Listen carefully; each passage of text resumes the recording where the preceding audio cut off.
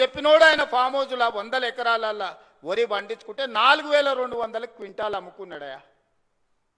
మనకు 2000 దిక్కు లేదు, ఆయనకు 4200 ఏం వడ్ల బదులు బంగారం పండిస్తున్నాడే ఫామ్ హౌస్లో. ఏమైనా గంజాయి పండిస్తున్నాయి, ఎట్లకెళ్ళి వస్తాయి? అంటే అధికారం ఉంది కదా అని నీ భూమిలో పండించిన పంటకు 4200 కంపెనీలను వంగబెట్టి గుంజుకొని నువ్వా?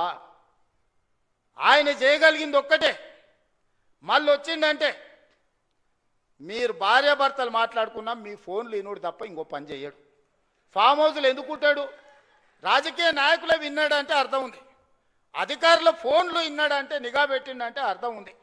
పడనోళ్ళ గురించి ఏదాన్ని విన్నాడంటే సరే ఏదో పడదు కాబట్టి విన్నాడని.